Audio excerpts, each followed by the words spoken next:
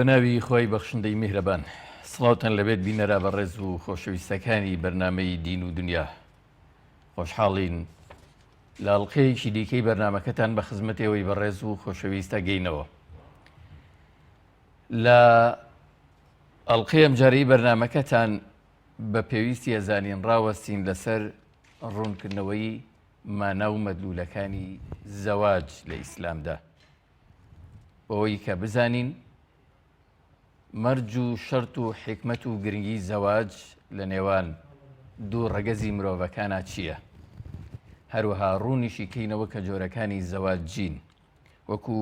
ئەوەی کە وترێ زەواجی شەرعی و میسیار و نهێنی و عرفی، کامیان ڕێگە پێدراوە و کامیان ڕێگە پێنەدراوە لە ئاینی پیرۆزی ئیسلام و کۆمەڵگە ئیسلامیەکانە. بە پشتیوانی خۆی گەورە ماوەیەک لەسەر ئەم بابەتە وەک ئەوەی بیخوازێ ڕادەوەسین و ڕوون یەکەینەوە بۆ ئومێدی ئەوەی کە بەڕوونی تیشە بخەینە سەر گرنگی ئەم بابەتە و لە لای موسڵمانان ڕوون پێێتەوە کامیان ڕێگە پێدراوە و کامیان ڕێگە پێنەدراوە، کامیان مرۆڤەکان ئاسوودە ئەکا و دەیانگەیەنێ بە بەختەوەری، کامیان پڕازار و ناڕەحەتی و کێشە خاتە نێو خێزان و کۆمەڵگەکانەوە. لەگەڵ بەڕێز و خۆشەویست مامۆستا دلێر گەرمیانی بانخواز لەسەر ئەم بابەتانە قساکی بە گەرمی سەرەتای بەرنامە بە خێراتنی بەڕێزیانێک خێربێن. پێمان خۆشە سەرەتای بەرنامەکەمان لەمانەی زەواجەوە دەست پێیەکی. عەقدی زەواج چییە لە ئیسلامە؟ الحمد لله والصلاة والسلام على خير خلق الله محمد وعلى آله ومن والاه. أما بعد ما وصاي خوشويست خوي گەورە پاداش خێرتان داتەوە و خوي گەورە پاداش خۆت و ستافەکەش داتەوە. هەموو جارێکیش تۆ کۆمەڵی بابەتی گرنگ هەڵەبژێری مەڕاستی هەم لە ڕوویەکەوە بۆ بەرچاوبوونی مسلمانان بینەر بەرچاویان ڕوون بێت لە ڕۆ شەرعیەکەی و لە بەرەو ئینسان پێی نەخلیسکێ نەکەوێتە هەڵەیەکۆ لە ڕوویەکی کەشۆ بۆ ئەوە ئەگەر کێشەیەک هەبوو جاری وای ئینسانی مسلمان بزانێ زۆر کڕەت کە ئەساسی شتێک موافق بە شەرع نەبوو، ڕاست و تەواو نەبوو، زۆر کەڕەت شتی نابەجێی لێ ئەبێتەوە کێشە و مەشاکل و شیرازەتێکچوونی هەندێک جار هەیە خێزان و بێتاقەتی و دڵتەنگی ڕۆکاتە ئەولادیش و کەسوکاری ئەولادیش. بۆیە ئەم بابەتە بەڕاستی بابەتێکی هێزگارە گرنگە، ڕاستی ڕاستە و هەزەلیشی بە سوحبەتی شۆبیکەی پێغەمبەری خوا فەرمی هەر ڕاستە. ئەوە ئەم عەقدە گرنگە. عەقد کاڵێ عەقدی زەواج لە زمانی عەرەبی دائیمەن هەم بە ژن هەم بە پیا و لە زمانی عەرەبی وترێ زەوج. بۆ ئەفەرمی عن عائشەتە زەوج النبي صلى الله عليه وسلم. کەوا لێرە کاتێڵێ من زەوەجە شەیئە کەواتە دووشت پەیوەست کەیتە یەک و ڕەبتی کەیتە یەک و لەوا دێ زەواج. لەوانەیە هیچ کەم وشەیتر یا هیچ وشەیەکی تر بەو شێوەیە لە زمانی عەرەبیە بۆ مزەکەر و مسەنە بەو شێوە کە هەمانە زۆر کەمە، بەڵام ئەمە یەکێکە لەوانەیە کە بە هەردووکیان ئەوترێ زەوج چونکە تاکە بەوجود بووە. ئەمە یەکەم. دووهەم ئەم عەقدە وەکو عەقدەکەی بریتە لە عەقدی زانایانە فەرموون يتضمن إباحة وطء بلفظ النكاح أو تزويج أو بترجمة. ئەوە دواتر ئینشاءڵڵا لەوچە لە ماوەی بەرنامەکان زیاتر ڕوونی کەنەوە. ئەم گریە بەستە ئەبێتە مایەی ئەوەی کە کچێک بۆ کوڕێک، کوڕێک بۆ کچێک خوای پەروەردگار لێکیان حەڵاڵەکات بە لەفزی عولەما وتیانە بە تەزویج بێ یا تەنکیح بێ، لەو مەبەستێتە زەوەجتوکە وەلیەکە ئەیڵێت و هەندێک لە عولەماشە فەرموون هەر شتێ ئەو مانا بگەێنێت. تەنانەت ئیشارەتیان بۆ کردووە گەر کەسێک زبانی نەبێ بە نووسین ئەینووسێ یا بە ئیشارەتێکە هەموو مەجلیسەکە لێی تێبگەن. کابوو ئەم عەقدە بە عەقدی غەلیظیش لە شەریعەتی ئیسلامیە ئیشارەتی پێکراوە و باس کراوە. لە قورئانی پیرۆزە چۆن باسی ئەم بابەتە کراوە؟ ئێستا لەبەرەوەی زۆر کەڕەت ئێمە لەبەرەوە ئەمە بەرنامەیەکی درێژخایەنی و تارێکی جمعانیە کە من پێم خۆش بوو مامۆسایانی ئاینی چەند وتار لەسەری بڕۆن بۆ لە یەک ئایەتەکە ئێمە ئیشارەتی پێکەین کە ئەم گریەبەستە ئەم پەیمانە چەند گرنگە و ئەگەر بە پێی شەرع بێ مایەکەی چی ئەبێت کە ئەو کەسانی کە پابند نین بە شەرعۆ بیر لە خۆیان بکەنەوەی سەرۆکی برایە خوشکی گوێ لە ئەم بەرنامەی خۆمانە بێت لە ناخۆ کە پێچەوانەی ئەمەی کردووە زۆر ئەسەب خواتم ئەو کاتە لۆمەی خۆی ئەکا کە ئەم مخالەفەی شەرعی کردووە ئەم ئافرەتە کە چەند مافی پێشێل کراوە لە زۆر ڕووە زەواج خوای پەروەردگار عەزە وەجەل وەکو جەناب ئیشارەت پێ کرد لە قورئانە من ئاەتێک ئیشارەت پێکەینە فەرمیێ ومن ئایاته تەماشا سوبحانەکەیکە لە بەڵگەکانی خوایەتی خوای پەروەردگار ومن آياته أن خلق لكم من أنفسكم أزواجا لنفسي خۆمانە خوای پەروەردگار عەزە وەجەل چی وە دروستکەین هاوسەرە کەمان کاو یەک نەفسە بەڵام بۆ لتەسكنوا إليها ئەمە یەکەم هایم ئینسان کاتێ ژڵە ژاویەک ڕووی تێ ئەکات نا ئارامیەک ڕووی تێ ئەکات شوێنی هەیە بگەڕێیتەوە بۆ لای لتەسكنوا إليها ئەمە مانای زەواجە ئێگەر عەکسەکەی بوو ئێش بوو ئازار بوو کێشە بوو ماڵی بۆ بەجێبێڵی بۆیە زۆر جوانیان وتوە هەندێک لە ئەهلی عیلم هەندێک لە حەکیمەکان ئەڵێن ئەگەر ئینسان لە ماڵ و کێشەی نەبوو کێشەی دەری بۆ ئاسانترە بێت لە ماڵیش وە کێشەت هەبوو جاری وایە لە دەریشوە نەئاسوودەیت چونکە ئەمە ماڵی سوکنای تۆیە ئەمە کەوابوو لە قورئانە یەکەم علەکە بۆمان باسەکە لتەسكنوا إليها دوو وجعل بينكم مودة ورحمة زەواج لە ئیسلامە مانای خۆشەویستیە مانای مەوەدەیە مەوەدە لە دڵۆیە نەک لە زبان خۆشەویستیەکە لە دڵۆیە ئەی باشە ئینسانیش دائیمەن مامۆستا عەباس هەر فیترەتی بەشەر وایە ئەو شتەی کە تۆ خۆشت بێت ئەو شتەی کە تۆ لێی ڕازی بی دایمەن حەزەکەی لەگەڵی هەبیت کاو بکە دوور ئەکەوی تۆ سکوناکەی تۆ ماڵەوە گەڕێیتەوە بۆ ماڵەوە وەڕەحمە سۆزە بەزەیە لە ئیسلامە ئەمەیە کە قورئان بۆمان باسەکە وجعل بينكم مودة ورحمة باوەڕتە بێ ئەگەر ئەم ئەساسی کە دواتر ئینشاڵڵا ڕوونی ئەکەینەوە لە زەواجان نەبێ جاری وا هەیە ئەم خۆشەویستیە ئەبێتە ڕق اینجا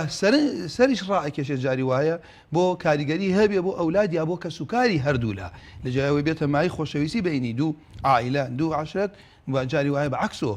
ئەبێتە مایەی کێشە من باسی نەوادریش ناکەم دائیمەن بۆ جاری وا هەیە تاک شت هەیە احتیمالە طبع لەگەڵ یەکانە گونجی بێ کۆمەڵێ بابەت بێ حەلیان ئەوە بێ لێ ئیجابن بەڵام ئەسڵ لە زەواجە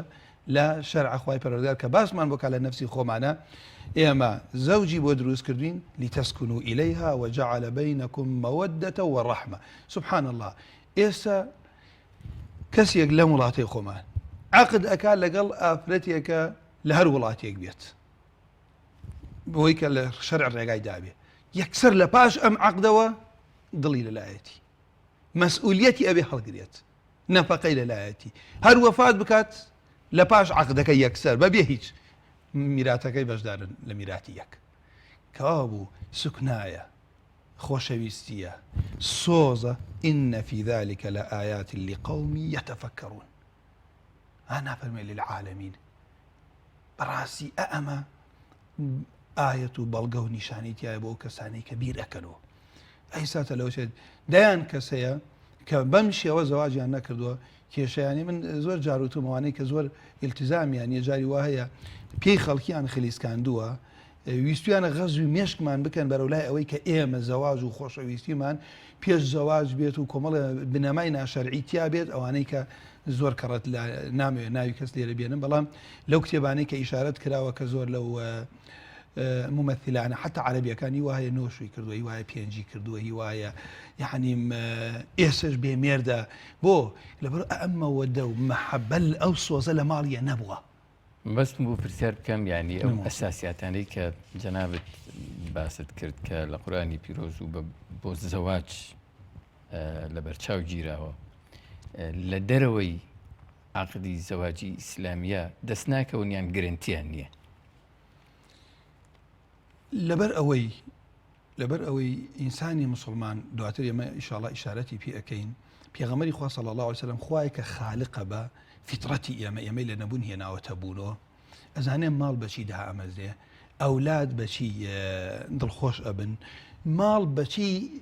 دەیمومەی ئەبێت درێژە ئەخایەنێت ئەوە کە دواتر لە مەبەستمان لە ئەرکان و شروتەکان کە باسی یەکەین بۆچی ماڵ بۆ ئیسلام ئەم هەموو ڕوکنانەی دانیاوە. کاتێ لە دەرەوە ئەگەر کەسێک غەیرە یعنی ئەم بنەمانە دانێت جوانی هەڵبژێرێت، جوانی کاتە ئەساسی دانیانی ئەو ماڵە، لەوەشێ لەو جوانتری دەستکەوێت، پارە هەڵبژێرێت لەوشێ پارەکەی نەمێنێت،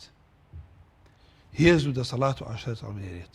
لەوە ئەچێ لاوازی بێتە سەری کە زۆر شتمان بینیوە. كاو ليرة وكو بيغمر فرمي صلى الله عليه وسلم تنكح المرأة لأربع: لمالها ولجمالها ولحسبها ولدينها فاظفر بذات الدين تربت يداك. إنسان كدائما برو همو دنيا زواج بوي كلام شوارية يان كس يقر خوابي داتي هر شواري تاكوبيتو خوا منتي لقلاك له فضلي لقلاك الدواء مسائلي جمالا بوي من إشارتهم كل بوانيك وكو بيويس التزام يعني شي ئەوانەی کە وا پیشان ئەدەن خۆشەویستیەکی نادروست و ناشەرعی پێش زەواج بە ساڵ پێکۆن جوانی ئەکەن لە بەرچاوی خەڵک تەمەنای بکە بڕۆیتە حەقیقەتی ژیانیان ئەم سوکنا و مەوەدە و ئیطمئنانیەتە لە ماڵیانە نییە. بۆ لە ماڵیانە نییە لەبەر ئەوەی بە پێی ئەو مەرجانەی کە ڕەسوڵ الله صلی الله عليه وسلم داینیاوە کە تۆ بڕۆی تەماشا بکەی بزان ئەم کەسە دینی هەیە کە دینی هەبوو پێغەمبەری خوای صلی الله عليه وسلم کە ئیشارەت بەم ئافرەتەکە ئەوەیە ئەگەر تۆ تەماشایکەی خۆشحاڵی بەمەی کە ئەمە هاوسەرت و خێزانتە ئەمری پێەکەی جێبەجێکات. مامۆستا من ویستم ئەو پرسیارە بکەم لە کۆمەڵگەی ئیسلامیەکانە زەواجەکرێ و لەوانەیە خزم و کش و کار و تەنانەت خۆشیان مەسەلەن بەسییان بێ ئەم جۆرە زەواجە بکەن بەم ئەساسیاتەوە کە جەنابەت لایەتەکەی ڕوونت کردەوە بەس پێی ناگەن ئیشکالەکە لەکوێیە؟ مامۆستا إشكالك اللواية إما بي بابند بين بشرعه شكون ما بني على الباطل فهو باطل إما كهاتين مقدمة كمان بيشكي كمان لما انتقل مقدمي بتشوفوا مقدمي قولوا النتيجة راسي اللي درجة بيشكي كمان صوابه أم بابتي كيسا خواهی گەورە پاداش داتەوە من هەم لەوەی دەجار لێرە سوپاس کەم بۆ ئەوەی کە ئەم بەرنامە هەڵبژاردووە چونکە ئاگام لە کێشەکانەیە کێسە بۆ ئێمە ئەم قسانە ئەەکەین لە دنیای واقع بە کەمی ئەیبینین ئەو بگەینی بۆ ئێمە کە من ئێستا دێ من نامەوێ دین وەکو دین میثالیە چونکە دینی خوای پەروەردگارە بەڵام وەکو هەڵگرانی بۆ وانین بۆ ئێمە پێویستمان بۆ بێ هەموو جارێ بۆ نمونەیەکی جوان خۆمان پیشانی نەدێن هەموو جارێ بگەڕێنەوە بۆ زەمەنی سەلەف و بڵێن ئیمامی عومەر ئاوای کرد ئیمامی عومەری کوڕی عەبدولعەزیز وای کرد کێ وای کرد ئەگەر ئەبێت و خۆمان ئەوە بین خەڵک چاو لە خۆمان بکە خەڵک شوورمانەکەوێت کەوا بوو من لێرە ئەڵێم با دایکان باوکان کوڕ کچ با شارەزای شەرعەکە بن بزانم چۆن هەنگاوی بۆ بنێن چکە تۆ ئەگەر لە خوا ترسایی کە تۆی زاتی نییە مەبەستم هەر کەسێ وەکو ئیمامی حەسەنی بەسری ئەفەرمێت ئەو کاکە بۆی نییە زوڵم لە بێباوەڕێکیش بکات چۆن زوڵم لە هاوسەرێکی خۆی ئەکات کەوا بوو لێرە ئەگەر بێت و وەکو پێویستی ڕۆژگارێک کێشێ بکەوێتە بەینیانەوە پێغەمبەری خوا صلی الله علیه وسلم وەکو دیل تەشبیهی خێزانەکانمانی کردەوە وەکو شوشە کردوێتی ئەبێ زۆر بە ناسکی تەعاملیان لەگەڵا بکەین کەوا بوو لێرە ئەم بابەتە ئەوەنە گرنگە ئەبێ ئینسانی مسلمان ئاگای لە یاساکانی بێت لە پێشەکی بەو شێوە هەنگاو بنی کە شەرعەوێ با نەتیجەکەی ئەوە بێ کە شەرع ئەیەوێت بۆیە ئەو فەرمودە پێم خۆش وەرباسی کەم کە ڕەسوڵ الله صلی الله عليه وسلم ئەفەرمێت ثلاث جدهن جد سێ شت ئەوەی کە ئینسانە لە ژیانی سەنجاری وایە کاکەڵێ من قسەیەک ئەەکەم لەوەشە قورس بێ لەسەر دڵی برای لە کاکە وڵای ئەو مەجلیسەکەمان خۆ جددی نەبوو خۆ تاگات لێ بوو هەمان بۆ هەزەل و بۆ خۆشی بوو بۆ ویستمان نەختێک مەجلیسێکی مەبەستمان نەبوو بە خەزۆ قسە بکەین بەڵام سێ شت هەن جدیەتی جدیەتە وهەزلهن جد ئەگەر ئینسان بە هەزل و سوعبەت و گەمە و گاڵتەش بیکا پێغەمبەری خوا فەرمی هەر ئەو شتە حسابی چی بۆ ئەکرێت جدی بۆ ئەکرێت ئەمە مۆسا عەباس ئەمە حکمەت و فەلسەفەی ئەمە چییە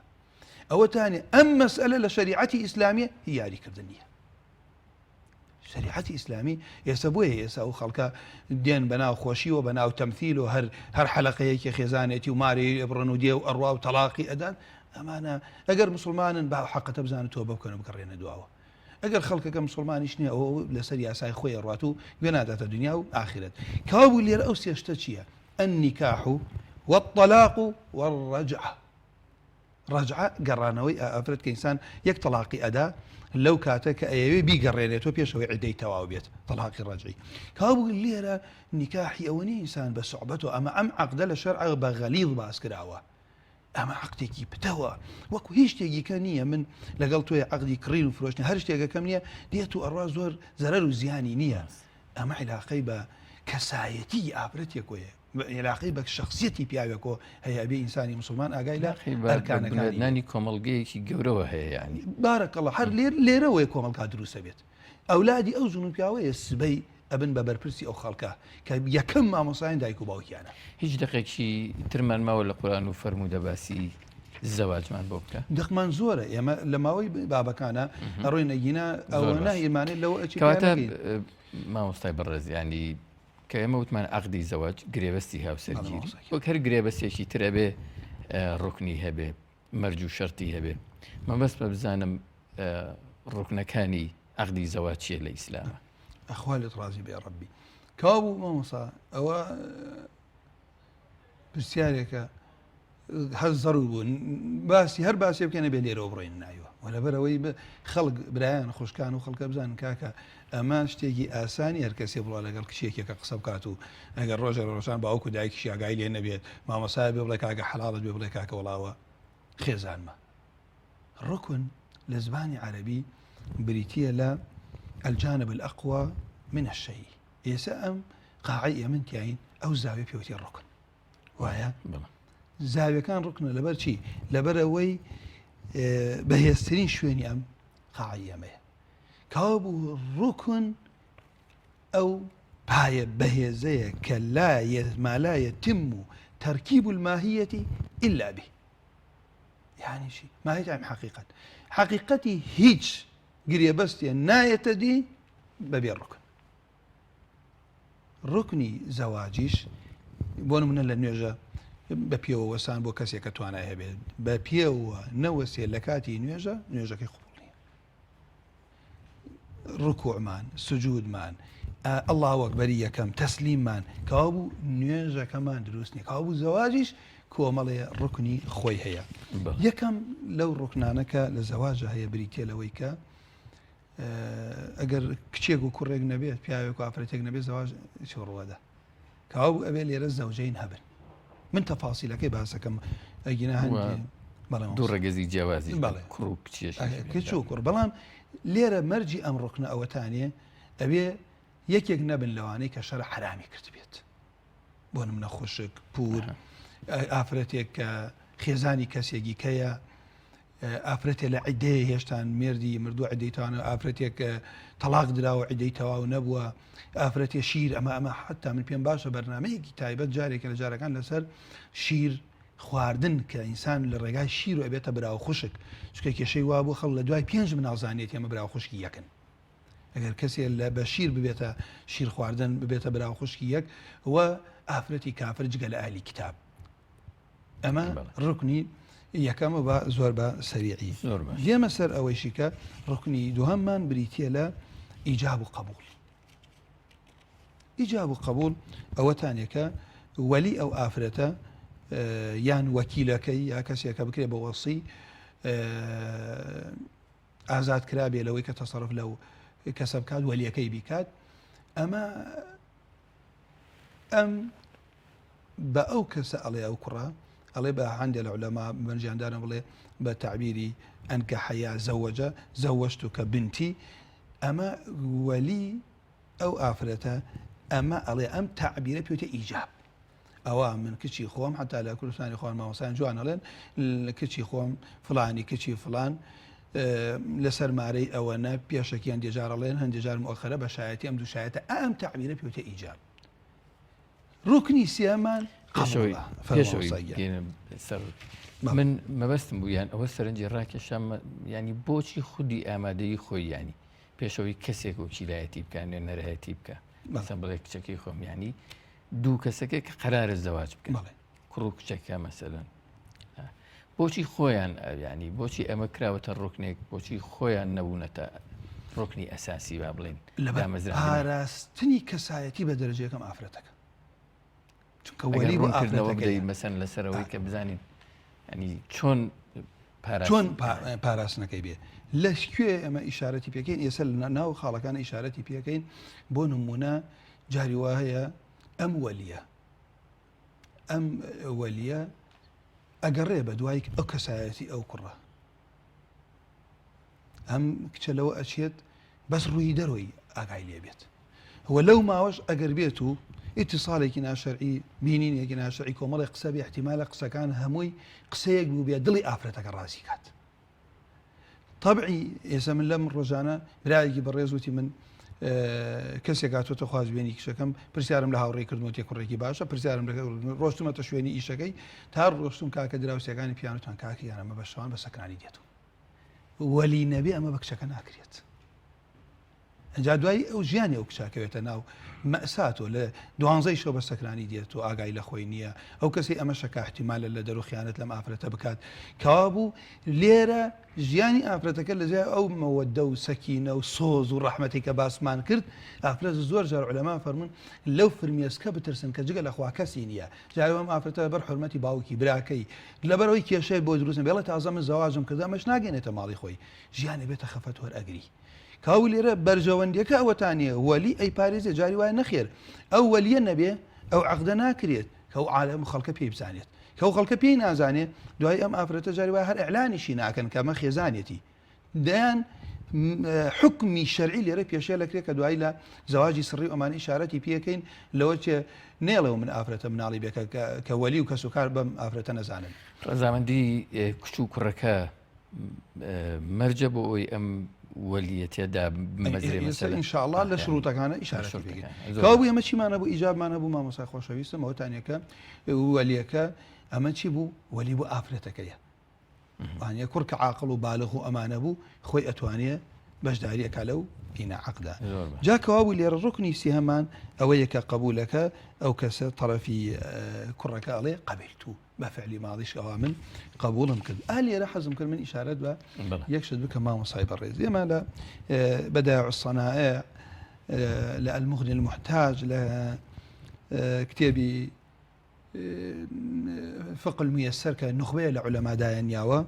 ئیشارەت بەوە ئەکەن کە هەندێ لە عولەما ئەڵێن وەڵا ڕوکن تەنها ئیجاب و قبول وەکو مەذهبی ئەبوو حەنیفە هەندێکیشان ئەڵێن وەلیە لەگەڵ زەوجان لەگەڵ سیغە مەبەستمان چییە؟ ئیجاب و قبولەکەیە زەوجانیش بریتێ لە کوڕەکە لەگەڵ کچەکە وەکو دوو ڕەگەز جیاوە جەنابە دوتت کۆمەڵێکیشان وەکو مەذهبی ئیمامی شافعی ئەفەرمون سیغەیە ئیجاب و قبول زەوج و زەوجەیە دوو شایەتەکە لەگەڵ وەلی بەڵام ئێمە لێرە یەک پرسیارەکەی پێش ئەوەی ئەم زانانەی ئێمە ئەم قسانە بکەن دینی ئیسلام لە چیوە وەریەگرین ئێمە لە قورئان و سنەتی پێغەمبەر صلی الله عليه وسلم ئەبێ بزانین ئەگەر بێت و لە بینی زانایانە شتێک ڕوویدا چونکە هەڵەیەکە بڵاو بۆتەوە کەسانی هەن بۆ ئەوەی بەرژەوەنی خۆیان چۆن بوون جێبەجێ کە بڵێن کاکە شتێک خلافی لەسەر بوو من هەر کامیان بیاواکەم خوا نافەرمێت خوا نافەرمێ خوای پەروەردگار فەرمێ فإن تنازعتم في شيء فردوه إلى الله والرسول من عمل عملا پێغەمبەری خوا فەرمێ صلى الله عليه وسلم من عمل عملا ليس عليه أمرنا فهو رد ئەو ئیشە ئەیکێ بزانم ئایا ئەمری خوا و پێغەمبەری لەسەرە یان نا بۆ ئەینا ئەگەر بێت و ئەمەی کە ئێمە باسیەکەین ئێستا ئەم عەقد و ئەم ڕوکن و شەرتانەی باسیەکەین لەوەی هەر یەکێ لە پرسیارەکانی جەنابی شت بوو پێم وا بوو کە ئەگەر بێت و ئەم عەقد و نەبێتەوە چۆنە دوێ سیارە ئەکڕی ئەگەر لە بیوع نەبێ بەویستی خۆت نوێش چۆنە دوێ ئەیکەی لەبەرەوە نازانم ئەرکانێک ڕوکنەکانی نوێشیە شەرتەکانی نوێ زەواج خەڵک چۆنی بێت ئەڕوات زۆر جاریشەیە دەستی کچی خەڵکیان بڕیەوە وە زۆر جاریشەیە پیاو تێکەوتووە لەو عەکسی ئێوە کەوا بوو لێرە کە کاتێ ئەم ضەبتێ ضەوابط دائانیە بنەما دائانیە یاسا دائانیە بۆ ئەوەی ئەم خێزانە چۆن دروست بێت لەم جەنابی مامۆستا ئەسڵی خلافی زانایانیش مەگەر لەسەر ئەوە دروست نابێت کە هەرێکیان جۆرێک لە بەڵگەی بەدەستەوەیە بارەکەڵڵا جاری وایە بەڵگەی پێنەگەشتۆ ئیجتیهادی کردووە بۆیە لا اجتهاد في مورد النص کە نەص هەبوو ئیجتیهادی چونکە لەبەرەوەی عولەما معصوم نين وكل ما مالك فريم كل يؤخذ من كلامي ويرد إلا صاحب هذا القبر هم يقصي ولا يجيهم يشي ردا كريتو بلام أويك خواي پروردگار عز وجل بإما أفرمي كتار روجي قيامت بما نمينتو فإن تنازعتم في شيء فردوه إلى الله والرسول نقبل أي مذهب كان بيقرينه أما لا أساس دين وكواب يما لم بحسب تعبتي لم بابت زور بلاهن كاك ما مصا بو إنسان لأموري دنياي خويا ئەگەڕێ بە دوای کامیان ئەرجەحترە، کامیان باشترە، کامیان پەسەندترە ئەگەر شتێکیش بکڕێت، کام شەریکە باشترە. بۆ لە تاقیکردنەوەی مەکتەب و قوتابخانە ئەو تەلەبانەی کە بلیمەت و زیرەکەن هەوڵ ئەدەن ئەو پرسیارانەش کە یەک دەرەجەی لەسرە لە بیری نەکەن، حەز ئەکان 98 نەبێ 99 بێ. بۆ ئینسانی مسلمان ئەگەر شتی وابێ بەسادی بڵ کاکە ئەمە سونەتە، بەڵ تایبەتی ئەم باسی ئەمەکەین باسێکی هێزگار گرنگە، چونکە یا بەختەوەری لە دوایە یا کێشەی لە دوایە. کێشەی واشەیە مناڵی وا بووە بەهۆی ئەم مخالەفەکردانەوە تا ئێستا نیە ئەناڵێنێ تا پیر بۆ ناڵانێتی بە دووری ئەو بەدەست ئەو کێشەی کە لە بینی دایک و باوکی هەبووە. اینجا بۆیە لێرە کەوا بوو ئەم مەسەلەی خوا پاداشی خێرت داتۆ ئەوەی کە جەنابەت ئیشارەتت پێ کرد بۆ خلافەکە جاری وایە ئەو فەرمودەی پێ نەگەیوە، جاری وایە لەو کاتەوە زانتێ فەرمودەکە صحیح نیە، دواتر هەموو عولەماوتیانە فەرمودەکە صحیحە، جاری وا بۆ ئیجتیهادێکی کردە پێچەوانەی ئیجتیهادی حەدیثەکە بۆ یا ئاەتەکە یا فەهمی سەحابە بۆ ئاەتەکە. بەڵام بۆ خۆیان مەئجورن ئەوە مەکانەتی عولەما ئەبێ دوعای خێریان بۆ بکەین. من ویسم لە ڕوکنەکانە باسی ئەوەش بکەم هیچ زەواجێک دانا مەزرێ بەبێ یەکێک بەبێ ڕوکن نەخێر خوا لەس ڕاستی بێت. ئەگەر مەسەلەن زەواجەکە لە نێوان کچێک و کوڕێکان نەبوو لە نێوان ژن و پیاوێکا بوو بەمانای ئەوەیە و یان ئەو شوی کرد بێت. ئێستا ئەمە من با بڵێن بێوەژنێک بێ بۆ لێرە ئێستا من ئەگەمە سەر ئەوە لە مەرجەکانە کە خیتابی خوای پەروەردگار عەزە وەجەل لەگەڵ وەلیە لەگەڵ ئافرەت خۆی نییە. ئەمە یەک مثلا من لە شەرتەکان حەزەکەی ئەوە ئێمە کەوا بوو ئەم مامۆستا باسمان کرد کە ئێمە ئەوە ڕۆکنن ڕۆکنیش ئەگەر نەبوو حقیقەتی شتەکە نایەتێ بوونەوە باطلە. بۆ تەماشاکە ڕەسوڵ الله فەرمی صلی الله عليه وسلم لا نكاح إلا بولي وشاهد عدل. ئەگەر پێغەمبەری خوا صلی الله عليه وسلم فەرمیێ نا نیکاح، ئەگەر پێغەمبەری خوا صلی الله عليه وسلم بفەرمیێ لا تنكح المرأة المرأة لەسەر قسەکەی جەنابەت ولا تنكح المرأة نفسها، هەر ئافرەتێکیش خۆی مارە ببڕێ پێغەمبەری خوا فەرمی الزانیە. فەرمودەی صحیح ئەمە لە ماوەی بەرنامەکانە ڕوونەکەینەوە بۆ برایان و خوشکانی خۆمان. کەوا بوو ئەگەر تۆ وا تەفسیری کە بڵێ مامۆستا مەڵێ وەڵا ئەمە چی بوو ئەوە بۆ صحەت نییە بۆ کەمالە نیکاحەکە، دەی باشە تۆی موسڵمان لە قەزەیەکی وا بۆ ناڕۆی بۆ کەمال هەڵبژێریت بۆ ئەڕۆی ئیشێکەکەی شەئنی کەمال مەبەستت چییە مامۆستا بۆی بینەرتێنێکە بۆ نمونە ئەمە ئەو شەرتە شەرتی هەندێک کەس کە وای پێڵێ لەوە کاکەوە شەرتی ئەوە نییە سەحەیە عەقدەکە هەڵوەزێتەوە بەڵام عەقدێکی کامل نییە. تێگەی یعنی میسێڵێ کاکە من و تۆ کە لە مزگەوتە دراوسێ مزگەوتین لە مزگەوتە نوێژەکەین کەوا نوێژێکی کامل ما کرد و 27 دەرەجە و ئەجری نوێژمان دەستکەوت. ئەکەمە بەسم جاری وایە ئاوا تەفسیرەکە یەکەن بە لوغا، بەڵام باشە تۆ لە قەزەیەکی وا بۆ ئینسان ئیشێک بکە پێغەمبەری خوا صلی الله عليه وسلم بە ئافرەتی خۆی دەوری وەلیەتی بۆ خۆی ببینێ و خۆی مارە ببڕێت خۆی وەلی خۆی بێ. پێغەمبەری خوا فەرمیێ ئەمە زینایە کەوا با بڵێ تەفسیری وا بکەمە شەئنی زانیەیە. باشە تۆ بۆ خۆتە دەی لە ئیشێک بۆ نادێ لە صالیحەیەک بۆ چاو لە خێزانەکانی پێغەمبەر و کچەکانی پێغەمبەر ناکەی صلی الله عليه وسلم. کاوە لە ماوەی مەرجەکانیش ئینشاءالله من زیاتر بۆ بەرە خۆمڕوونیەکەم. ئێمە مامۆستا ئەوە ڕوکنەکانمان ئیشارەت پێ کرد کەوا بوو زەواج ئەرکانی هەیە ئەرکانیش ئەگەر نەبوو ئەو عەقدە باطلە. شەرتمانێ مەرج ئەوەتان ئێمە شەرت و مەرجەکانی زەواج شەرت یعنی علامە قورئان کە فەرمێت فهل ينظرون إلا الساعة أن تأتيهم بغتة فقد جاء أشراطها. أشراط عن علاماتها. شرط يعني علامة للغة العربية بلام لزبان لا أصولينا ما يلزم من عدمه العدم. نيش دز نيش شرط أبوي بلام قيام الركنة دز نيش للدروي نيشكيا ما لەناو نوێژەکە خۆی نییە بەڵام بەبێ دەست نوێژ ئایا نوێژ قبوڵە ئەمە شەرتی سەحی پێوەترێت. شەرتی سەحە نەبوو دەست نوێژ ئیلا مەگەکە تۆ بڵێ مامۆستا من نامێ بڕۆم سەر و تەفاسیلانی کە ڕوونە ئێمە ئەگەر کەسێ نەتوانێت بیگرێ و کاتە بەبێت تەیەموم ناتوانێت بیکات ئەبێت تەیەمومی بۆ بکە. ئەگەر ئەوەش نەبوو لا یوکەلیف الله نەفسا إلا وسعها با دەست نوێژی نەبێ و قبلێش نەزانێ کابوو ئەمە ئێمە باس لە کەسێکەکەین ئەمە هەبوو توێڵی باش ئەگەر مامۆستاگەر وابوو من ئەو کاتێڵم کاکە ئەی باش ئەگەر ئافرەتێ وەلی نەبوو ئەڵێم وەلی نەبوو سوڵتان وەلی ئەوە وەلی نەبوو کاکێکێ مامۆستایەکی ئاینی معتەبەر دەوری ویلایەتێ بینێت دەبێ خەین خوا ئەو نەبوو ڕێز عەشرەتێک دێنی کەسێ وجوها نابێ و ئافرەتە هەر ئاوە بە ئاسانی بێکەس و بێپشت بڕوا و دوایی خەڵکێک نییە من خەڵکم بینیوە کە وەلی ئاگای لێ نەبوو تێ کاکە وەڵام من لەسەر 1000 دینار مرۆ 1000 نارەگەیە دەمێ ئێستا دوای ئەمە نابێت لەسەر موسڵمانان حسێب بن ئەمە لای داوە لە منهەجەکە نابێت دوای کەسێ وڵێ دێ باشە مامۆستا بینیتە خۆ کاکەەوە موسڵمانە نا موسڵمان ئەوەنەی لەسەر دین حسێبە کە پابەندە بە دینەکەیوە ئەگینا هەر کەسێک بێت و هەر بابەتێکی کە بکاتە قیاس بۆەوەی دەست لە سونەتی هەڵگرێ زەرەرەکە بۆ تو بڵێ کاکە وڵا ئەی فڵان کەسەوە ڕیشیە فڵان کەسی ڕیشی وایکم کاکێکا خۆ فڵان کەسێ نوێژەکات تۆ نابێشتە چاکەکانی بکەیتە قیاس بۆ ئەوەی بەڵگە بینی تۆ بۆ خۆت بۆ هەڵەکان نە چاکەکانە بێ ڕێگر بێ لە هەڵەکان بڵێ ئەو نوێژەی کە تۆیکە ئەو سونەتی تۆ ئیخداتیەوە کردو شایستە نیە هەڵەی وا بکەیت دوایی خەڵکێک تێنەگا بڵێ کاکەگیان فڵان کە سالی مزگەوتە کەوا بوو لێرە مرج شرط ما مصعبازگان أو ما يلزم من عدمه العدم ولا يلزم من وجوده وجود يعني شيء من دزنيج ما نيوش ناك بو لفروي مرج نير كسي دزنيج بيبي نيوش كات والله مرج هر كسي نيوش كات أبي دزنيجي هبيت كاو الليرة أبو بوها مو مرج كان واي أما الليرة دواتي إخواني شرط معناه بو شرط النكاح شرع داين ياوه شرط معناه في النكاح كتشكر بيني خويا أنا داينت أو أجر النبي يجي بجيش نكاح عقدك هر دروس بيت يعني أبو أنه وقت كومال شرط داين عقدك صحيحة شون كالركن الشرعي كان يتيايا الشرط الشرعي كان يشيتياك أو عقدك صحيحة بلام أما بيني خويا مخالفة يعني كذا عقدك الله وشينته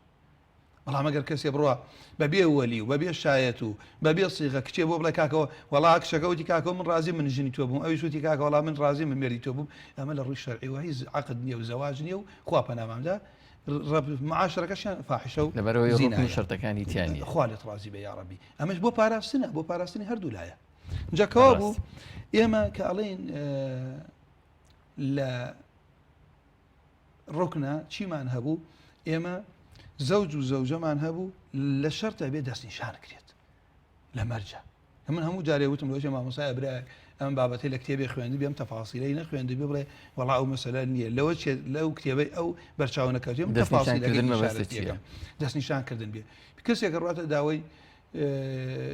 كشي بيعيك أي شغلة يكلك شكان من ما ربريت كابو بلي كاك أم أفرته كاميان زينب وانيا فاطمة نسرين شيرين حتى بزهن أماكن أما يكما بوصف كبزانا دو بكرة كشهر همان شت هي يعني تنها بوكشك بكرة كشة أما يمن زيادة شيء ستفاصيل لكن في غمر صلى الله عليه وسلم كاتي كسي كات ولا في وتي أما فلان أفرد بين فرمي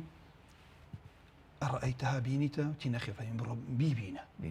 ربيبينا لنا يا ماما مصا أمدنا أو أنا عظيمة كإنسان الروات الوردي كاري خوانيته تماشاكي لبروي دلي آفرد نشكيه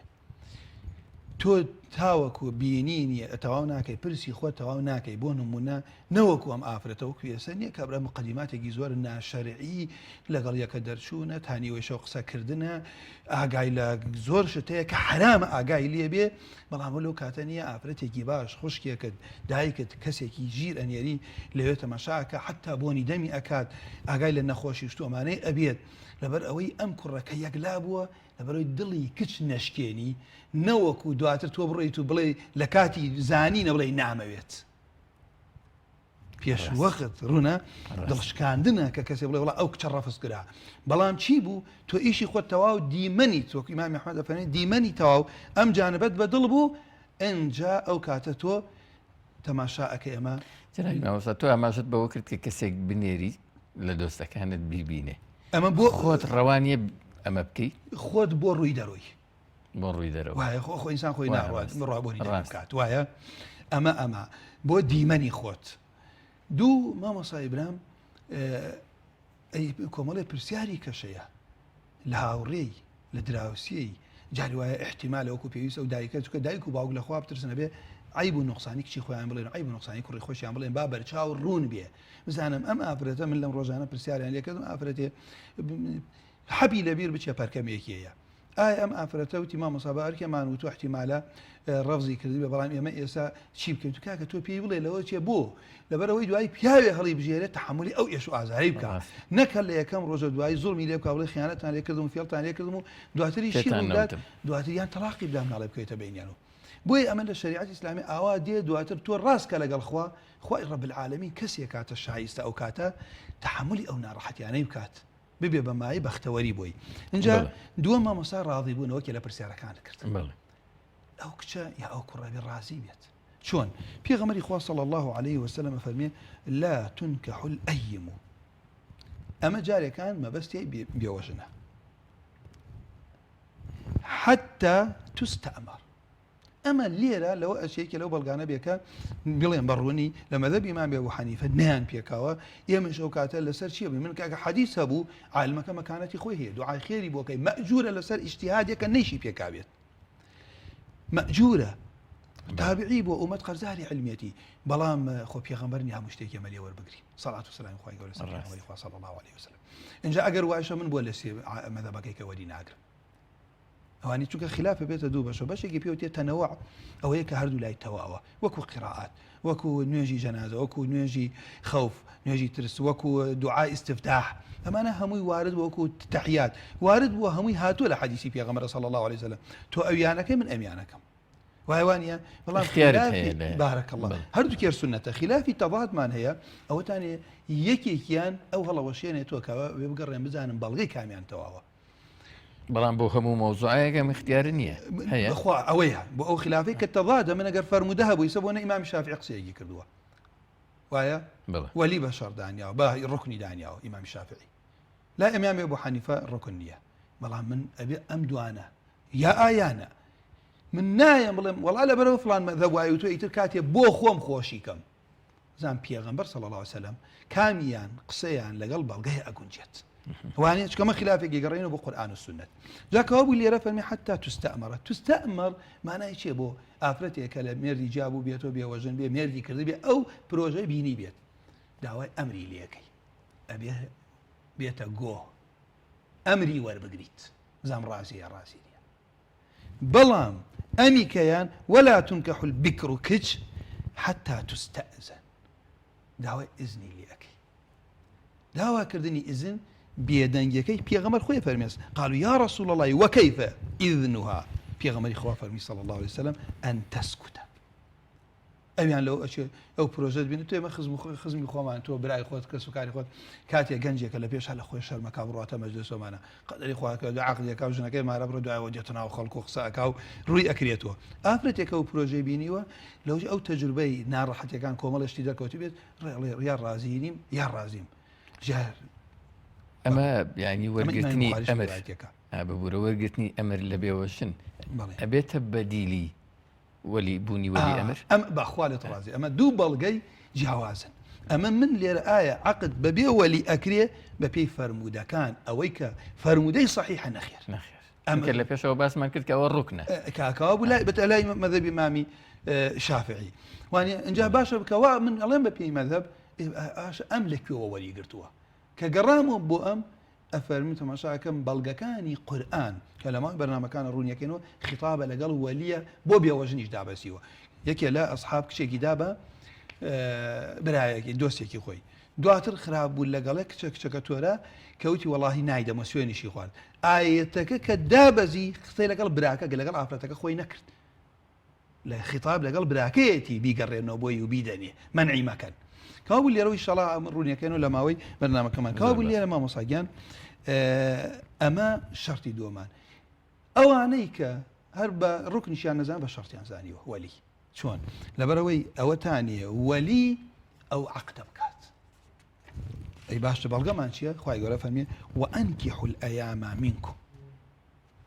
وەئەنکیحوا ختابەکە لەگەڵ کێیە لەگەڵ ئەولیاء ئەمە یەک دوو پێغەمبەری خوا صلی الله عليه وسلم ئەفەرمێت ئەیومە امرأة من فرموودە ئیمامی ترمذی ڕوایەتێکا و شێخ ئەلبانی فرموودەیەکی صحیحە ئەیومە امرأة عامە بۆ کچ بۆ بێوەژن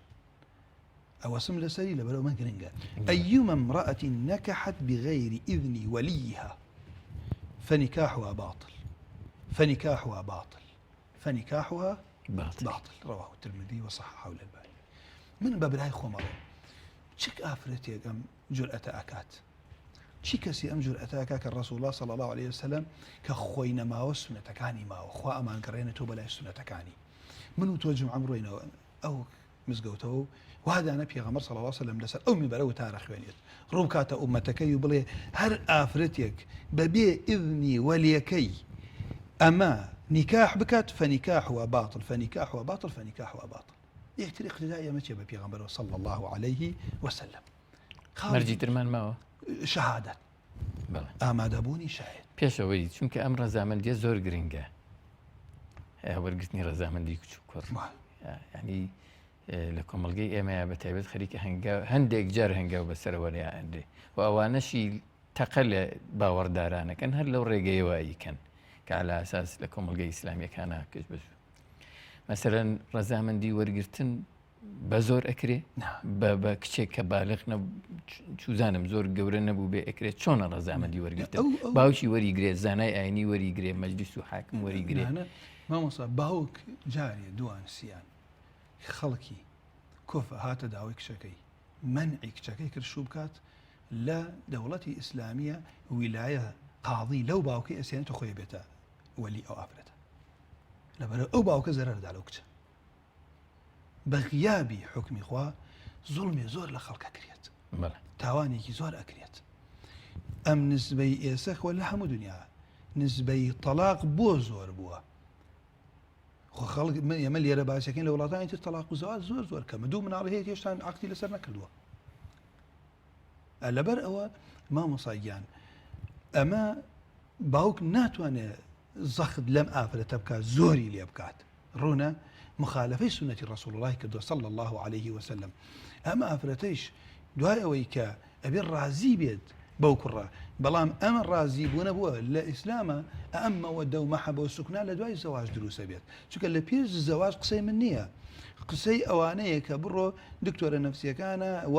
ئەو ئەکتەرانەی کە لە دنیا حاشی فلی مشتیانە باسی خۆشەویستیە ئەڵێ ئەو زەمەنەی پێش زەواج زۆر کەڕەت کچ و کوڕ زۆر شتیان لەگەڵ ڕێز و حرمەتم بۆ جەنابەت و بۆ ستاف و بۆ هەموو بینەر و بیسەرێک ئەڵێ زۆر شت لە قسەکانیان واقعی نییە و ڕاست نییە شتێک ئەڵێ ئەوەی پێشوو پێی خۆش بێت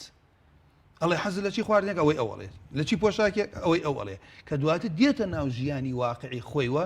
زۆر کەڕەت کێشە دروستە بێ و خۆزگا خەڵکیش دراستەتی ژیانیان کە بزانم چەند تەلاقەیە حتا لە سەرۆکی وڵاتەکان لە سەرۆکی وڵاتەکان جاری وا هەبووە کە یەک ژنی هەبووە وەکو ڕەسمیەت بەڵام عیلاقەی لەگەڵ چەنەها هەبووە ناوەکانیشیان وسا و ڕەسمەکانیشیانێک کاتێ ژیانەکان لێ نەخوێنیتەوە ئەنجا لێرە مامۆستا لێنە سەر ئەوەی ترکە شایەت بوون ئێمە کاتی بەرنامەکەمان کەم ماوە بۆی شاید ئەگەر مامۆستا عەباس پێغەمبەری خوا صلی الله عليه وسلم پێمان بفەرمێت لا نكاح إلا بولي وشاهدي للروايتك وشاهدي عدل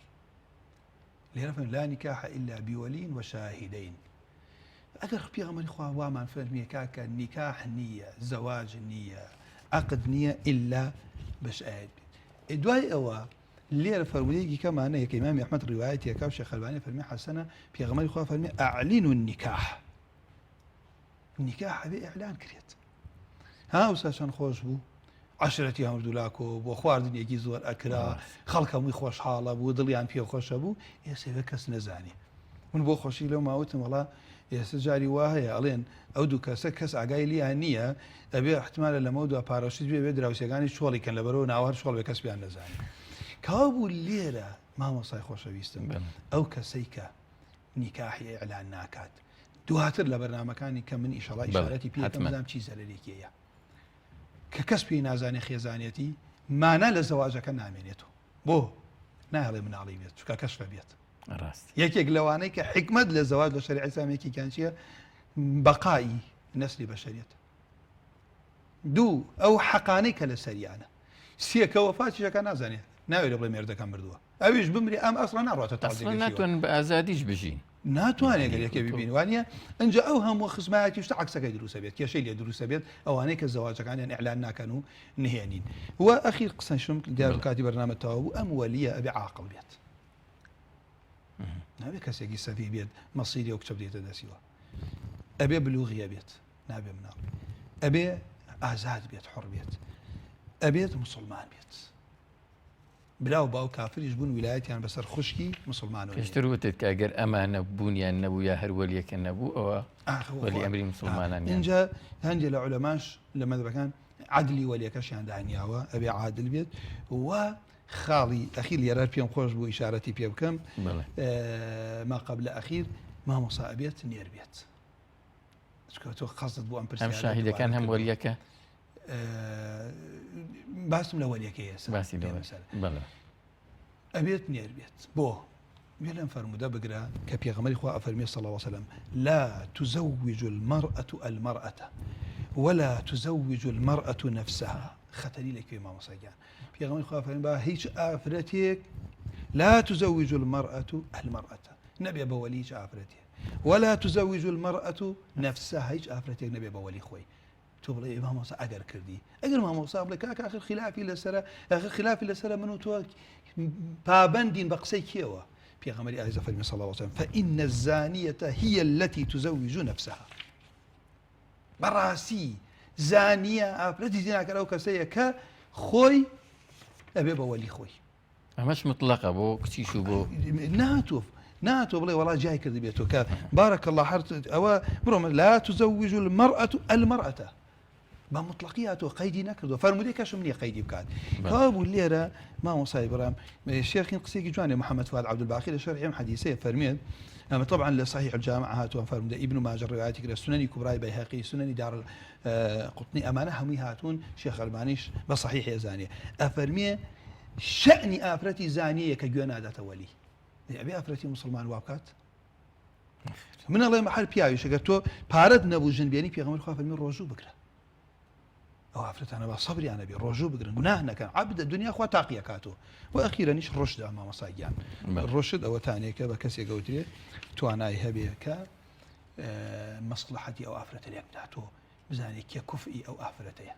خی گەورە لێت ڕازی بە دیار من کاتەکە زۆر سپاس من بە بینەرانی بە ڕێز و خۆشەویست ڕاگەێنم کە درێژەی ئەم بابەتە لە ئاڵلقەکانی داهاتووی بەرنمەیە دەبێت و لەسەر ئەم بابەتە بە فراوانی ڕادەوەستین و مەبەستمانە بە تایبەت ئەو بابەتەی زەواجی میسیەر کە خەریکە بێتە دیاردا و پراوێزی ترسناکی لێ ئەکەوێتەوە و مسلمانان بە هەڵەیە ئەچن هەندێک جەر لەم مەوزوعەیە